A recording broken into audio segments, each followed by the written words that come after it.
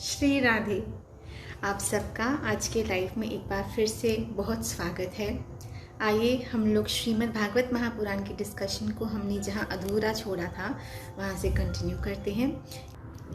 कुंती माता ने भगवान श्री कृष्ण की स्तुति गाई और स्तुति गाकर भगवान से प्रार्थना कर रही है कि आप हमें छोड़कर न जाएं, क्योंकि आपके बिना यदुवंशी और पांडव पूरी तरह से शक्तिहीन हो जाएंगे। उनकी सारी शोभा आपसे है और अगर आप चले जाएंगे तो वो कहीं के नहीं रहेंगे। जब कुंती माता ने इतनी बड़ी स्तुति गाई तो भगवान ने कहा अच्छा ठीक है, और भगवान पांडव एवं कुंती माता के साथ पुनः हस्तिनापुर गए। कुछ समय प्रतीक्षा कर फिर भगवान श्री कृष्ण ने कहा कि अब मुझे यहाँ से चलना चाहिए। कुंती माता अपनी बहन सुभद्रा एवं समस्त देवियों से वहां पर विदा ले भगवान श्री कृष्ण जब द्वारका की ओर प्रस्थान करने लगे तब युधिष्ठिर जी महाराज ने भगवान को रोक लिया। भगवान को रोककर वो भगवान से अपनी मन की कुछ व्यथा बांटने लगे और वास्तव में हमारे मन की जो भी दुविधाएं हैं, जो भी हमारी मन की अशांतियां हैं, उसका वास्तविक समाधान केवल भगवान ही दे सकते हैं या भगवान का कोई प्यारा भक्त। बंद मुट्ठी हाथ की खुल गई तो खाक की। जब तक हमारी बातें हमारे अंदर हैं तब तक हमारी कद्र रहेगी, क्योंकि अक्सर हम लोग अगर अपनी मन की बातें किसी को बताते हैं तो फिर हम लोग की वैल्यू लोगों के सामने कम हो जाती है। दुनिया में जो सिस्टम है पूरा उल्टा है। हम कितनी भी अच्छी नीयत रखें, कितना भी मन साफ रखें, लेकिन जब हम अपने आप को किसी के सामने ज़्यादा ओपन करके दिखाते हैं तो फिर लोग हमें बहुत हल्के में लेने लगते हैं। इसके लिए सही कहा गया, बंद मुट्ठी लाख की खुल गई तो खाक की। अपने मन की सारी बातें केवल ठाकुर से शेयर करनी चाहिए। दुनिया वाले उसका मजाक उड़ाएंगे। हमारी वास्तविक भावनाओं का कद्र केवल शाम करते हैं, दूसरे अन्यथा किसी को हमारी भावनाओं की कोई कद्र नहीं होती। और शाम से अगर बात करना है तो उसका सबसे बेस्ट तरीका भजन, चिंतन। आज सुबह मैं 4-4:15 बजे कुछ मेडिटेशन पे बैठी थी माला करते हुए, और मैंने किस स्टाइल से करते वो मैंने आप सबसे शेयर किया है। तो उस समय एक अलौकिक आनंद मिलता है जब हम भजन करते हैं, जब हम भगवान से बात करते हैं। क्योंकि दुनिया वाले, एक पता है क्या होता है दुनिया का सिस्टम, चाइनीज विस्पर सिस्टम होता है। हम एक को बताएंगे कुछ, वो कुछ बात बना के किसी और को बता देते हैं। ये दुनिया का एक सिस्टम है और किसी के भी पेट में हमारी कोई बात नहीं रहती है। इसलिए अपने मन की प्रत्येक बात, अपने मन का प्रत्येक एहसास अगर बांटना है तो केवल शाम के साथ बांटना चाहिए। और जब मन में कोई खोट नहीं तो शाम हमेशा हमारे साथ देंगे। दुनिया का सिस्टम पूरा उल्टा है और भगवान से जब हम कुछ बात शेयर करते हैं ना तो भगवान वो अपने तक ही रखते हैं, उसका समाधान भी देते हैं। हमें ये हैबिट होनी चाहिए, हम भगवान से अपनी बातें शेयर करें, भगवान के साथ अपना मन हल्का करें। भगवान से बात करने का बेस्ट तरीका अपने भजन करना, उनका चिंतन करना। अब यहाँ पे युधिष्ठिर जी महाराज ने भगवान को अपने मन की व्यथा बताई। युधिष्ठिर जी महाराज कहने लगे कि मैं कैसा पापी जीव हूं, अपने निज स्वार्थ हेतु, इस पंच भौतिक शरीर के सुख हेतु, इस राजपाट हेतु मैंने इतना बड़ा युद्ध करा दिया। कितनी अक्षौणी सेना का वध हो गया।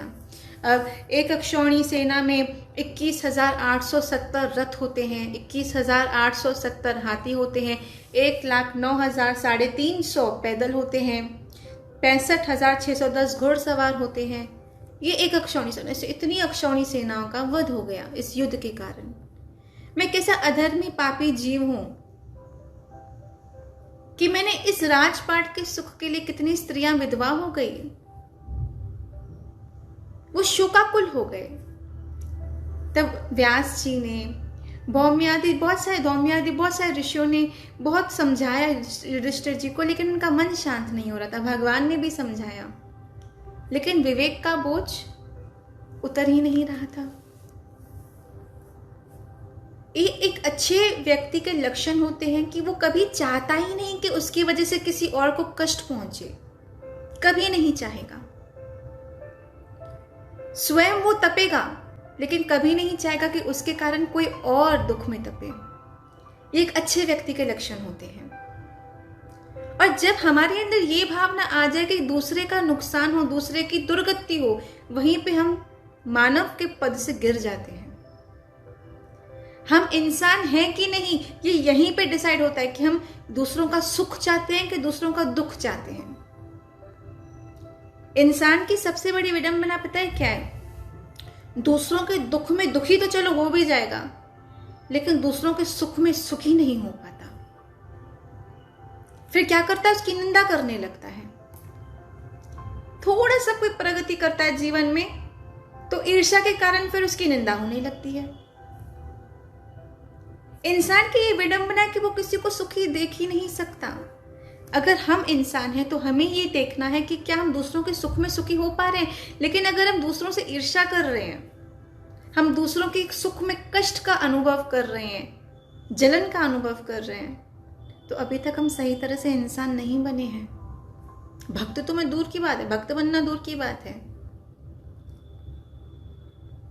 एक अच्छा इंसान एक अच्छा भक्त बन सकता है। जब तक हम एक अच्छे इंसान नहीं, हम अच्छे भक्त कभी नहीं बन सकते। इंसान सबसे विचित्र प्राणी है, सबसे विचित्र। आज एक कोट श्वेता बहन ने शेयर किया था, मैं पढ़ रही थी। इंसान, ये कहा जाता है ना कि जैसा संग वैसा रंग, लेकिन इंसान बड़ा विचित्र है।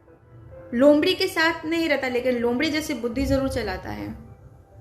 लेकिन घर पे कुत्ते पालता है, लेकिन कुत्ते से वफादारी कभी नहीं सीखता। इंसान बड़ा विचित्र है। लेकिन अगर हमें कृष्ण को पाना है, श्यामा श्याम के निकट जाना है, तो हमारे हृदय में निर्मलता बहुत जरूरी है। अगर हमारा हृदय निर्मल नहीं है, इसमें छल है, इसमें कपट है, इसमें दंभ है, हम कृष्ण के नजदीक कभी नहीं जा सकते। हम बिहारी के कभी नहीं प्राप्त कर पाएंगे। दुनिया चाहे किस भी दिशा में जाए, हमें अपने हृदय को निर्मल रखना ही है, क्योंकि वो हमारी पहचान है। दूसरे जो करे वो उनका कर्म, हम जो करेंगे वो हमारे कर्म। और हमें अपने कर्मों का हिसाब किताब भगवान को देना है। हम किसी और के कर्मों की जवाबदारी नहीं ले सकते, हमें अपने कर्मों की जवाबदारी लेनी है। इसके लिए हमारे हृदय का निर्मल होना बहुत आवश्यक है। जिसका निर्मल हृदय, रामचरितमानस में भी तो आता है, निर्मल हृदय वाला ही भगवान को पा सकता है। छल कपट अभिमान अगर मन में हम रखेंगे तो भगवान को हम कभी नहीं पा सकेंगे। युधिष्ठिर जी महाराज के मन पे यहाँ पे बोझ हो गया कि मेरे वजह से इतना बड़ा युद्ध हुआ, इस राजपाट के कारण इतने वीरों को वीरगति प्राप्त होने लगी। मेरे सगे संबंधी, ताऊ, चाचा जो भी थे, सबसे वैर हो गया इस राजपाट के कारण।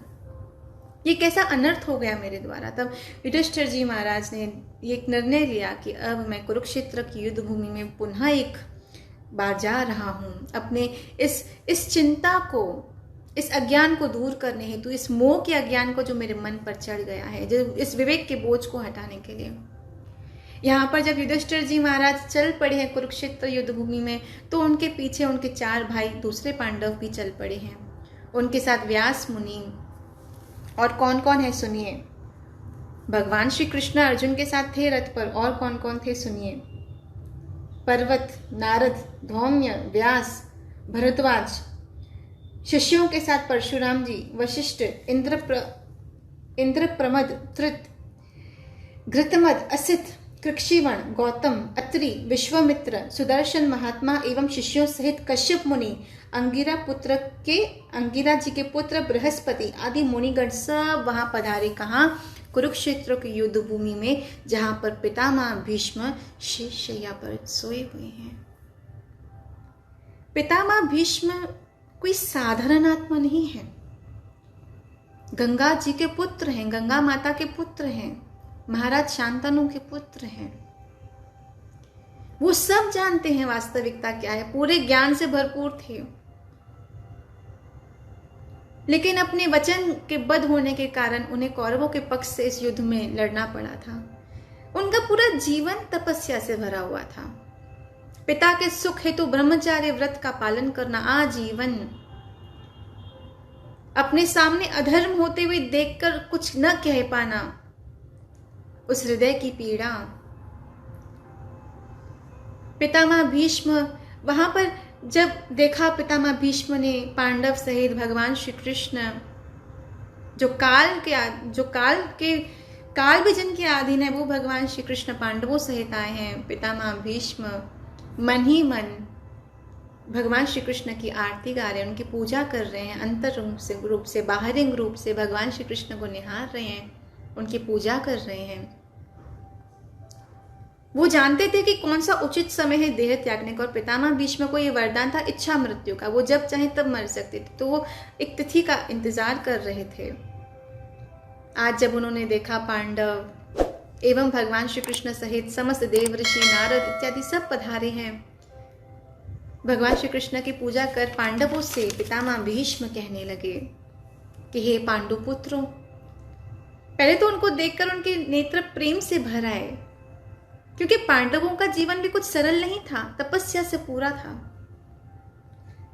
वही पितामह भीष्म कह रहे हैं कि उन प्रेम भरे अश्रुओं से पितामह भीष्म पांडवों से कह रहे हैं कि तुम इतने छोटे से बालक थे जब तुम्हारे पिता पांडु की मृत्यु हो गई। तुम्हारी मां कुंती ने बड़े कष्ट के साथ तुम सबका लालन पालन किया। ब्राह्मणों की सेवा करने के बाद भी, धर्म पर चलने के बाद भी, और भगवान श्री कृष्ण के तुम्हारे साथ होने के बाद भी तुम्हें इतना कष्ट भोगना पड़ा। धर्म परायण होते हुए तुम्हें कष्ट भोगना पड़ा, ये बहुत ही दुख की बात है। लेकिन हे पांडुपुत्रों, एक बात समझ लो, तुम्हारे साथ जो भी हुआ है ये भगवान की लीला ही है। तुम्हारे साथ जो भी हुआ है वो भगवान की लीला है, और वास्तव में जो काल जिनके अधीन है वो भगवान श्री कृष्ण तुम्हारे साथ हैं, तो समझ लो ये कोई साधारण बात नहीं। भगवान अगर साथ है तो सच में ये कोई साधारण बात नहीं है। और अगर हम चाहते हैं भगवान हमारे साथ बने रहे, तो बस हमें अपने सही रास्ते पर चलते रहना है, अपने धर्म के रास्ते पर चलते रहना है, अपने कर्तव्य का निर्वाह करते रहना है, और अपने मन को निर्मल करने का प्रयास करना है रोज, और साफ करना है, और साफ करना है। पितामह भीष्म कह रहे हैं तुम्हारे साथ जो भी घटनाएं हुई वो सब भगवान की ही लीला थी, नहीं तो साक्षात धर्मराज युधिष्ठिर जहां पर है, गदाधर भीमसेन है, गांडीवधारी अर्जुन है, साक्षात श्री कृष्ण है, वहां पर इतनी विपत्तियां कैसे हो सकती हैं? और अगर वहां पर विपत्तियां हैं तो अवश्य ये भगवान की ही कोई लीला है। जब हमारी जिंदगी में कष्ट आए, तकलीफ आए, तो ये मत समझना भगवान हमसे प्रेम नहीं करते, ये समझना भगवान शायद हमारी या तो परीक्षा ले रहे हैं, या तो हमें जिंदगी में थोड़ा आगे बढ़ना, हमें थोड़े इम्प्रूव करवाने की कोशिश कर रहे हैं। क्योंकि जब एग्जाम होता है तो दो चीजें होंगी, या तो बच्चा एग्जाम पास करके नेक्स्ट स्टैंडर्ड में प्रमोट होगा, या तो कुछ ना कुछ सीखेगा। जीवन में कष्ट दो कारणों से आते हैं, या तो हमारे किसी कर्म का फल है, या तो भगवान की परीक्षा। और परीक्षा भी भगवान इसलिए लेते हैं ताकि हम लोग जिंदगी में और आगे बढ़ सकें। इसलिए हर स्थिति में धैर्य से भगवान पे विश्वास रखते हुए हर स्थिति में हमें धैर्यवान बनने का प्रयास करना चाहिए और विवेक से कार्य लेना चाहिए। अब प्रश्न ये है कि विवेक आएगा कैसे? बिनु हरि कथा विवेक न होए, राम कृपा बिनु सुलभ न सोए। विवेक से कार्य लेंगे तभी हम जिंदगी में सही रास्ते पे चल पाएंगे, और विवेक तो केवल हरि कथा से जागृत होता है। इसलिए हरि कथा से खुद को जोड़े रखना बहुत ज्यादा जरूरी है। आगे पितामह भीष्म कह रहे हैं, ये काल रूप श्री कृष्ण क्या करना चाहते हैं इसको कोई नहीं समझ सकता। कृष्ण ही काल रूप है। दुष्टों के लिए भगवान श्री कृष्ण काल हैं और भक्तों के लिए भगवान श्री कृष्ण गोपाल हैं। अगर हम भक्ति करेंगे, सही रास्ते पे चलेंगे, तो भगवान गोपाल बनकर हमें लेने आएंगे, और अगर हम दुष्टता करेंगे तो भगवान अंत में काल के रूप में हमारे समक्ष आएंगे, हमें लेके जाएंगे। यही बात कुंती माता ने कही, भगवान श्री कृष्ण क्या करना चाहते हैं कोई नहीं समझ सकता। पितामह भीष्म भी यही कह रहे हैं, भगवान श्री कृष्ण क्या करना चाहते हैं, क्यों करना चाहते हैं, इस बात को कोई नहीं समझ सकता। हम तो उनके हाथ की कठपुतलियां हैं, वो जैसे चलाएंगे हम नाचेंगे। पर ये विश्वास कि वो मेरा बुरा कभी नहीं करेंगे, कृष्ण मेरा बुरा कभी नहीं करेंगे, कभी नहीं। कृष्ण कभी हमारा बुरा नहीं कर सकते। अगर हमारे साथ कुछ बुरा होता है तो या तो हमारे किसी प्रारब्ध कर्म का फल, या तो भगवान की कोई परीक्षा, लेकिन बुरा कभी कृष्ण हमारा नहीं कर सकते, कभी भी नहीं। ये विश्वास रखिएगा। हम स्वयं भी अपना बुरा कर सकते हैं, लेकिन कृष्ण हमारा बुरा कभी नहीं करेंगे, कभी भी नहीं। जो हुआ था उसमें भला, जो हो रहा है उसमें भला, और आगे जो होगा उसमें भी भला। ये विश्वास रखिएगा। और जब हम इस तरह से पॉजिटिव सोचेंगे, विश्वास रखेंगे, श्रद्धा रखेंगे, तो अनहोनी भी टल जाएगी। आगे पितामह भीष्म कह रहे हैं, जो भी घटनाएं घटी हैं सब ईश्वर इच्छा के अधीन है। उसी का अनुसरण करके तुम इस अनाथ प्रजा का पालन करो हे युधिष्ठिर। ये प्रजा अब तुम्हारी है, तुम्हें इसका पालन पोषण करना है। राजा का दायित्व है कि वो प्रजा का लालन पालन करे। इसलिए हे युधिष्ठिर, ये सारी प्रजा अब अनाथ हो चुकी है, समस्त राजाओं का इसमें वध हो चुका है। अब तुम्हें इस प्रजा का लालन पालन करना है, क्योंकि तुम ही इसके योग्य हो। अब आगे पितामह भीष्म क्या कहते हैं युधिष्ठिर से, इस पे हम कल चर्चा करेंगे शाम को 4 बजे। अब मैं आपकी इजाज़त लेती हूँ, कल मिलेंगे शाम को 4 बजे। गौ सेवा अवश्य कीजिएगा, किसी की हेल्प कर सके, किसी की सहायता कर सके तो अवश्य कीजिएगा। मन को निर्मल करने का प्रयास अंत समय तक हमें करते रहना है, क्योंकि हरि निर्मल हृदय वाले को ही मिलते हैं। मन में है छल कपट, अब इसको निकालने का प्रयास करें हम। अभी बस कृष्ण चाहिए। कृष्ण को पाना है तो निर्मल हृदय अति आवश्यक है। तो ये प्रयास हम हमेशा करते रहें और मुस्कुराएं, दूसरों के मुस्कुराने की वजह बन जाएं। बस इसी तरह से खुश रहें, खुशियाँ बांटें, पॉजिटिव रहें, पॉजिटिविटी बांटें, ताकि हम जब जाएं तो एक लोगों के मन में ऐसी छवि छोड़ के जाएं कि हमें याद करके लोग खुश हो जाएं। ऐसा कुछ करके जाएं।